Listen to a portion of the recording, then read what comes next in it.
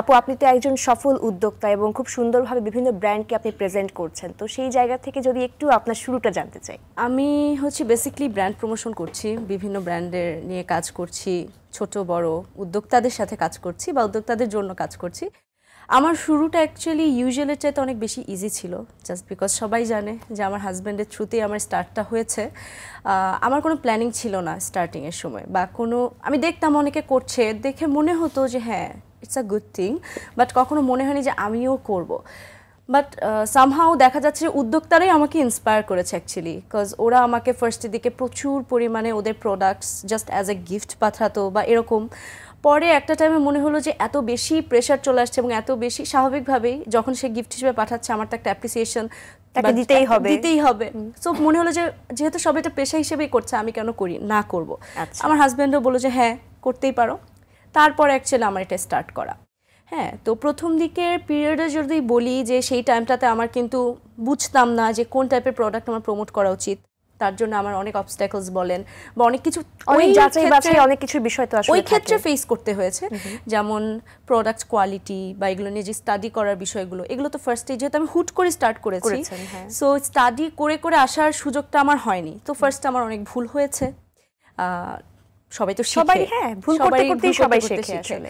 So পরে আস্তে আস্তে করে ওই টাইমটাতে দেখা যাচ্ছে কোন ব্র্যান্ডের সাথে কাজ করব বা কোন প্রোডাক্টের সাথে কাজ করব, কি করলে মানুষের হেলথ ইস্যু নিয়ে আমার একটুখানি হয়তো বা দেখা যাচ্ছে হেলথ রিলেটেড অনেক প্রোডাক্ট করছি, স্কিন কেয়ার রিলেটেড অনেক প্রোডাক্ট আছে। সো স্কিন কেয়ার বলেন বা যেগুলো কনজিউম করতে হচ্ছে, এই টাইপের প্রোডাক্টের ক্ষেত্রে যে এক্সট্রা সতর্কতা মানে অবলম্বন করা উচিত এই জিনিসগুলো বুঝতাম না। তো দেখা গেছে অনেক ভুল করেছি। পরে একটা টাইমে নিজেই দেখা আশেপাশের আরও অনেক ব্র্যান্ড প্রমোটার্সদের থেকে শিখেছি বা নিজের এক্সপেরিয়েন্স থেকে শিখেছি। দেন আস্তে আস্তে করে আর কি এখন মোটামুটি একটা স্টেবল জায়গায় এসেছি। এটাই একদমই। এবং এভাবেই তো আসলে লার্নিং গুলো হয় যে আমরা ভুল করতে করতেই শিখি এবং সেখানে আপনি এখন একটা সফল পজিশনে আছেন।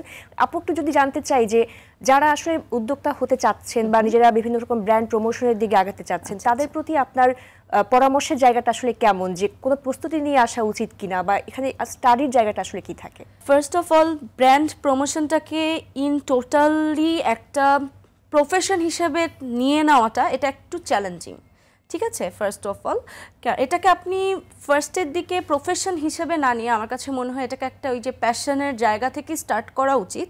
একদম কমপ্লিটলি 100% আপনি যদি স্টুডেন্ট হয়ে থাকেন সেক্ষেত্রে কমপ্লিটলি যদি 100% এটার দিকে ফোকাস করেন, আপনি কিন্তু জানেন এটা কিন্তু একটা চ্যালেঞ্জিং প্লেস।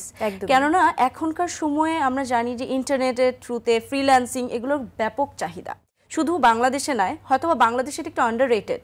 হ্যাঁ, এটা কিন্তু খুব একটা মানুষ এখনো বুঝে না, বাট বাইরের কান্ট্রিতে কিন্তু এটা অনেক বেশি, মানে মানুষ এই যে ফ্রিল্যান্সিং বলেন যেটাই বলেন বা হচ্ছে এই যে প্রমোশন, ব্র্যান্ড প্রমোশন, ইনফ্লুয়েন্সার, এই বিষয়গুলো কিন্তু অনেক ব্যাপকভাবে চলে, যেটা বাংলাদেশের মানুষ খুব একটা এখনো আয়ত্ত করতে পারেনি। সো তার জন্য আমার মনে হয় যেহেতু আপনি বাংলাদেশের প্রেক্ষাপটে এই চ্যালেঞ্জিং পেশাতে যাচ্ছেন, সেক্ষেত্রে আপনার অবশ্যই ফার্স্টে পড়ালেখাটাকে অ্যাসাইড করতে পারবেন না। আপনাকে সেই অনুযায়ী সুযোগ বুঝে অবশ্যই প্রমোশনের কাজগুলো করতে হবে। অ্যান্ড অবশ্যই আমার কাছে মনে হয় এক্ষেত্রে, আমি তো বলেছি আমার খুব একটা চ্যালেঞ্জ ফেস করতে হয়নি, বাট ম্যাক্সিমামের করতে হয়।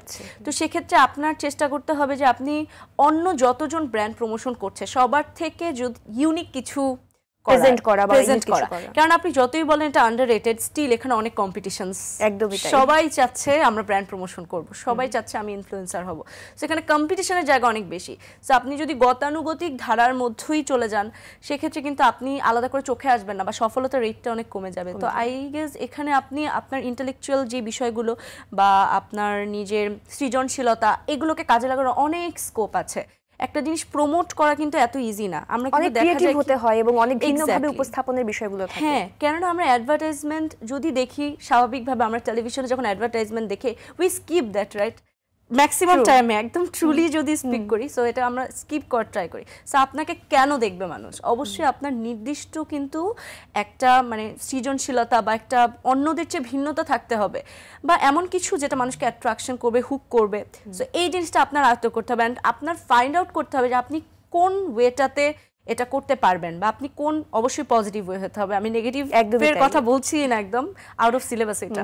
আমি জাস্ট বলছি পজিটিভ ওয়েতে কিভাবে আপনি মানুষকে ইন্সপায়ার করতে পারবেন, ইনফ্লুয়েন্স করতে পারবেন, then you are an influencer, right? So এই জিনিসটা আপনার আয়ত্ত করতে হবে ফার্স্টে। অ্যান্ড স্টাডির বিষয়টা আমার মনে হয় ফার্স্ট থেকেই করা উচিত, কারণ রেপুটেশন একটা বিষয় থাকে।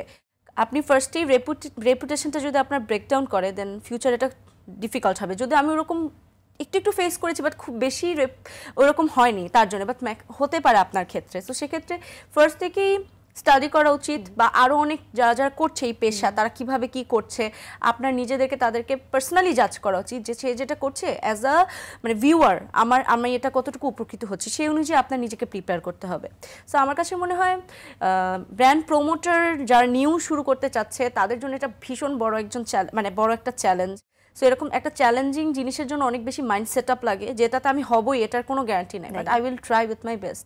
সো এই জিনিসটা থাকে, অ্যান্ড অবশ্যই পজিটিভ থাকতে হবে, খুবই বেশি ইন্ট্রোভার্ট হওয়া যাবে না, খুবই এক্সট্রোভার্ট হতে হবে, সবার সাথে কমিউনিকেশন আপনার বিল্ড আপ করতে হবে, কথা বলা শিখতে হবে, এটা খুবই বড় একটা স্কিল। কথা না বলতে পারলে মানুষ ভাবে এটা খুব ইজি একটা প্ল্যাটফর্ম, বাট এই যে ঘন্টার পর ঘন্টা যে ব্র্যান্ড প্রমোটাররা কথা বলে অডিয়েন্সকে এনগেজ করে রাখছেন সেই বিষয়টা তো এটা তো অ্যাকচুয়ালি আমি পারবো না, একটা সাধারণ মানুষ আপনাকে কতক্ষণ পারবেন আপনি ক্যামেরার সামনে প্রেজেন্টেশন, এটা কিন্তু একটা টাইপের প্রেজেন্টেশন। একদমই তাই, এবং আপনি তো আপনার অডিয়েন্সকে সবসময় দেখতে পাচ্ছেন না। এক্স্যাক্টলি।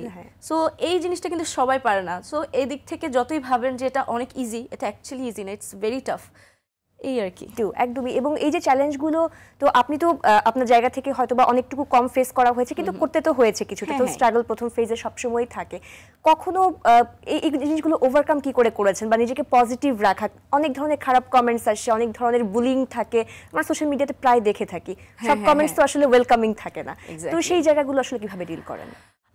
আপনি যখন 100 জনের মধ্যে কাজ করবেন বা 100 জনের ভিতরে থেকে কাজ করবেন, স্বাভাবিকভাবে 100 জনের 100 জন আপনাকে পছন্দ করবে না। আপনি দেখতে হবে যে অবশ্যই কমেন্টগুলো আমার কাছে ইম্পর্টেন্ট, কারণ সেখান থেকে আমি বুঝবো যে অনেকে আছে কি অনেক গঠনমূলক সমালোচনা করে, সো সেখান থেকে আপনার শেখার বিষয় আছে। আপনি তো একজন মানুষ, আপনারও ভুল হতে পারে, আমারও ভুল হতে পারে। সো আমি যে ভুলগুলো করছি এগুলো শেখার কিন্তু একটা জায়গা তৈরি হয় সেখানে। তো আমার কাছে কমেন্টগুলো অবশ্যই ইম্পর্টেন্ট, বাট নেগেটিভ কমেন্টের দুই ধরনের বিষয় আছে। ওই যেটা বললাম গঠনমূলক সমালোচনা, আরেকটা হচ্ছে just because out of nothing. আমার হচ্ছে কি করতে মন চাইলো করে দিলাম, আমি কিছুই জানি না, কিন্তু দেখলাম মন চাইলো কিছু, আমার কোনো কাজকর্ম নাই, কাজকর্ম কম, আমার ফ্রাস্ট্রেশনটা এসে এখানে ছাড়লাম। এক্স্যাক্টলি। সো ওদেরকে অবশ্যই এটা আপনি নিজেও বুঝবেন, আমিও বুঝবো যে তাদেরকে আসলে পাত্তা দেওয়ার কিছু, because they are already frustrated. So আমি যদি ওদের কমেন্টকে পাত্তা বেশি দিই সেক্ষেত্রে আমিও ফ্রাস্ট্রেটেড হয়ে যাব। সো এটা আমার ছোটোবেলা থেকেই শেখা। আমি ছোটোবেলা থেকে খুব বেশি পার্সোনালি মোটিভেশনাল বলেন, নিজেকে নিজে মোটিভেটেড করতাম, এটা হচ্ছে আমার একটা গুণ বলেন, বা সামটাইমস মানুষ আমাকে দেখলে ভাবতো যে মেয়েটা মনে হয় পাগল, বিকজ আমি নিজে আয়নার সামনে দাঁড়িয়ে অনেক কথা বলতাম। এটা এমন না অন্য কিছু, আমি নিজেকে মোটিভেটেড করতাম, বা স্পিচ কিভাবে দেয় মানুষের সাথে, একটা কেউ কোয়েশ্চেন করলে সেটাকে কিভাবে অ্যান্সার দিতে, এগুলো আমি নিজে প্র্যাকটিস করতাম। আমার আম্মু হঠাৎ করে দেখলে ভাবতে পারে যে এটা কি হয়েছে, মাথায় সমস্যা হয়ে গেছে, বাট এটা অ্যাকচুয়ালি আমি কমপ্লিটলি ফাইন বলবো। নিজেকে নিজে কনসোল করতে পারা, বা নিজেকে নিজে ওই যে আপনি কি বলবো এটাকে নিজেকে নিজে বুঝাতে পারা, এর চেয়ে বড় কিছু অ্যাকচুয়ালি কিছু নাই।